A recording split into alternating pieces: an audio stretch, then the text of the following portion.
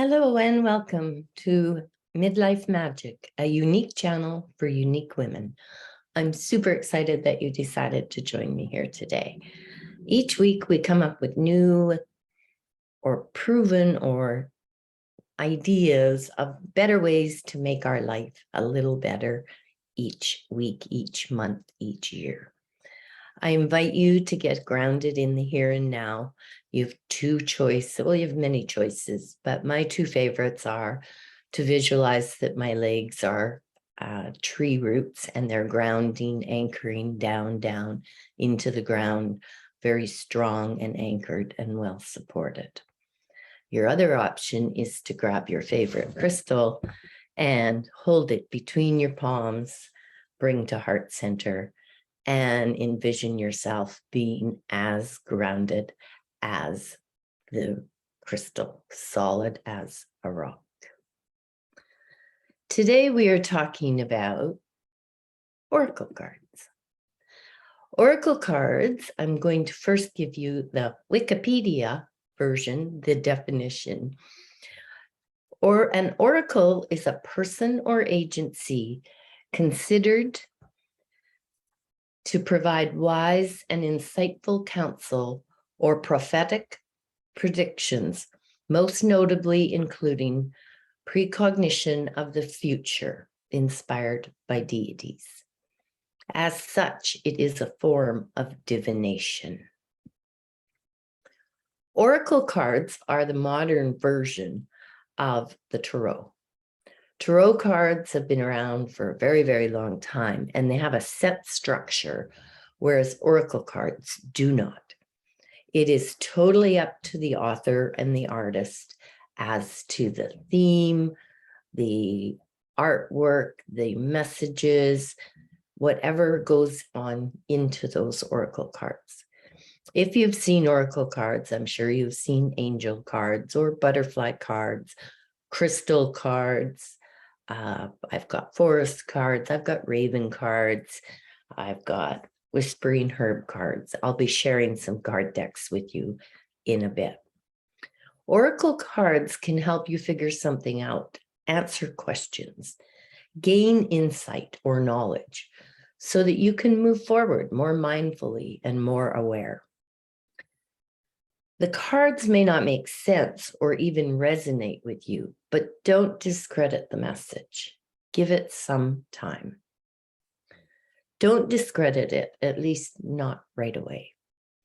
The minute you force meaning into the card, your rational mind and your logic get in the way and get in the picture and interfere with what you need to know or what your gut is telling you and what your ego or your analytical mind thinks you need to know. We already spend all day talking to our rational minds. You don't need another avenue for it to impose its opinions on you. That is why it's important to notice the first thing that comes to mind, even if it's not what you think you should know that instant. So give the message time. Give it time to sink in. You could just automatically write off the card and give up. Or you can go with an open mind, open heart, and let that message linger with you during the day. The message may become clear later in the day, or maybe next week, or maybe next month, and sometimes maybe never. But there is a difference between not getting the message and not liking the message. The cards won't always tell you what you want to hear. So it's important that you remain open and responsive. Protecting your energy resonates with you. And how, as an example, how you've been approaching your job. Would a promotion mean that you're able to spend your energy more wisely, or would it make you expend even more? So there are many ways to work with oracle cards, and there are unlimited layouts. If you can dream it, you can card it. Some of the popular ones are a card for the day. Excuse me. And that one is encouraged for anyone, but for beginners especially. And you would sit with your cards and you would ask, what do I need to know for my highest good? Or what do I need to know for today? What do I need to know for my highest good and the highest good of all of those around me? Ask those very, very simple, open-ended questions. Be open in your mind, in your heart, and let the message come. When you first look at the card, just feel that first instant feeling, that first instant thought, that first instant vision, and take note of that, because in there is where the real magic lies. So we talked about the one card, or the card of the day. There are a lot of different 3-card layouts. There's the Celtic Cross, the 5-card layout, a year ahead layout. As I said, if you can dream it, you can card it. There's the 4 directions layouts. There's the 4 elements layouts. There's a birthday layout. Most oracle decks come with a guidebook that will give you detailed messages, as well as layout spreads and layout options. Other decks don't have a guidebook, but they will have the artwork and the message on the card.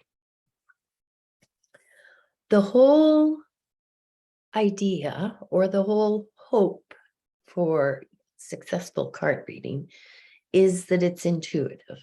It helps you bring your inner knowing out.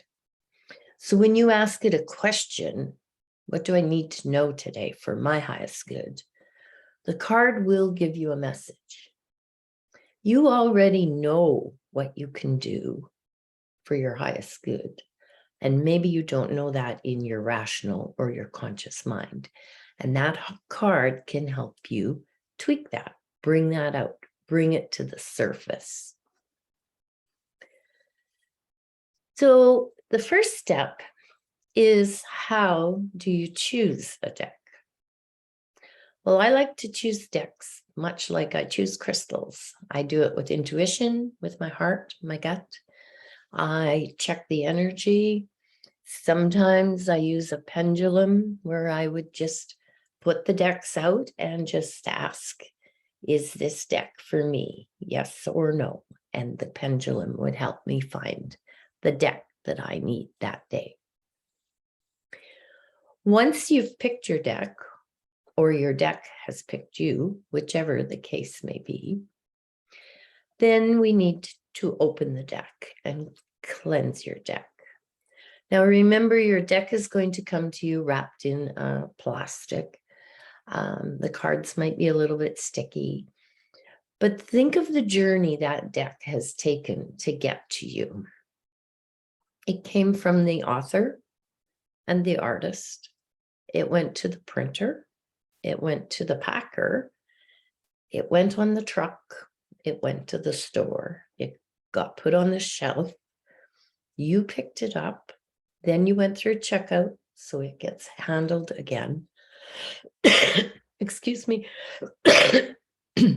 And by the time you get your deck home, it has had a major journey, and it has been touched and has taken on the energy of many, many different people.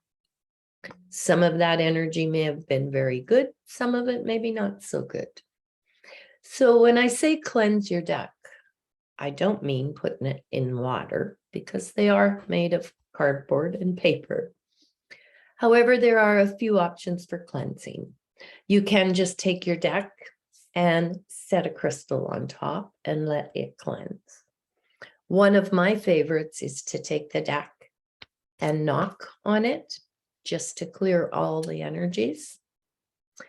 What I do next then is I just sit quietly, preferably in my little sacred space, and I go through the cards. I go through the deck, one card at a time, spending a little bit of time with each one, just checking out the artwork, the visualizations, what I see, what I feel, what the card kind of tells me. Then I shuffle, mix, cut them, however you want to mix your cards up. 52 pickup, totally up to you. You just want to make sure that they are mixed up really, really well. And then it's time to read your card. So before each time I read, I always knock. It's just my thing. So I've got the whole box here, but the idea is I just knock on my cards just to clear any energy. And then I set my intention. What is it I want my cards to bring to me? What do I want to know? What is my question? What area of my life do I need guidance in? Or easy, what do I need to know today for my highest good? Then you choose your card and place it face down. Take a moment, turn your card over, read the message on the card if there is one, look at all the art, figure out what comes up for you, what intrigues you, what kind of maybe triggers you. Pay attention to all those feelings. Then if you kind of feel like you need more information, go to the guidebook. That's there to assist you. Not all of the information in the guidebook will pertain to you or resonate with you, but that information that is there that does pertain to you or resonate with you will jump out at you, and it'll be like, ah, yes. So once you, to talk about, sorry. So yes, once you have them in front of you, you pay attention to the message, the pictures, the colors, and what they mean to you. Sorry, I got lost here for a moment. Cards can be used for daily for reflection, meditation, or in a spread, and they are meant to help you develop your intuition. When to read, that's a big one. As I said earlier, you might not always get the message you want, but it's important that you don't dilute the card's message. So just because you didn't like the card or it didn't tell you what you wanted to hear, don't pull another card. You don't want to be pulling a card one after the other, trying to trick it into giving you what you want to hear. Be open, be honest, and be receptive. Some people read a card each morning. Some people read a card at night. Some people only read a card once a week. That is totally up to you. You determine how often you would like to read your card. I do my card of the day each morning.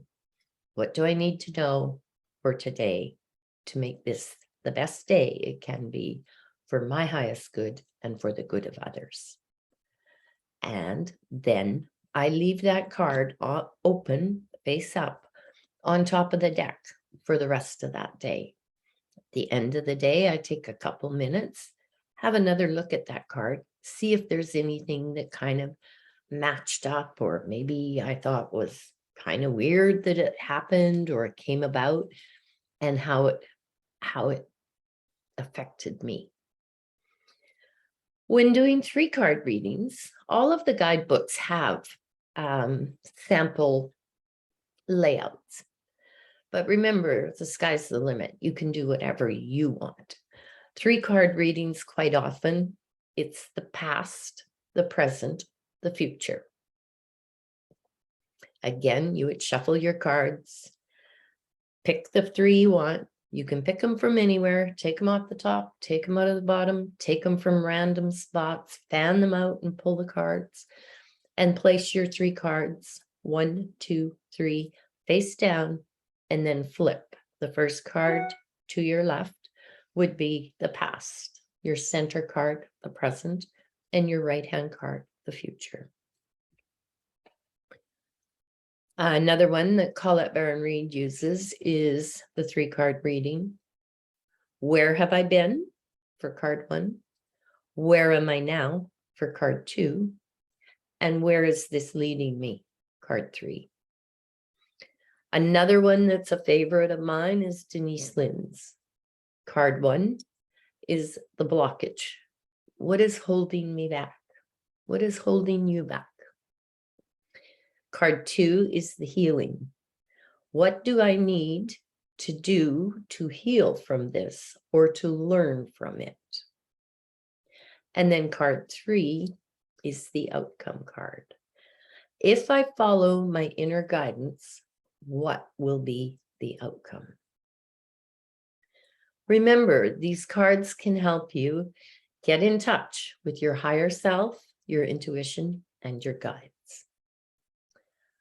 Reminding yourself of this will help you pay closer attention to each card's message. If you have any questions about oracle cards, please feel free to just send me a message. Today, I'd like to show you a couple, 3 of some of my favorite cards. So because I'm a crystal addict and love them so much, the Crystal Spirits Oracle is definitely one of my favorites. They are cards by Colette Baron-Reid. And the cards come, let's find one that has the color we can see really well. Here's Sodalite. And then you would go to the guidebook because there is no message on the actual card. Or you just believe that that's the stone that you need for that day. This one is probably my all-time favorite, and I use it every single morning. And it is Denise Linn, The Sacred Forest. These cards, the artwork is absolutely stunning. They're just beautiful. So this is Pegasus, unicorn for purity. The soul guardian of spring, maple spirit. As I said, these are probably my favorite deck. And I do use the guidebook with these, as well as this particular deck is only used for my own personal self. And each day when I draw a card, I put the date in the top corner. So some pages have 2 dates, some have 5, and there's still some in here that don't have any. I'm still looking forward to the end of the year when I kind of go back. I don't know how I'm going to do it yet, but I'm going to do some kind of a little synopsis of the card that seemed to stick out the most all year.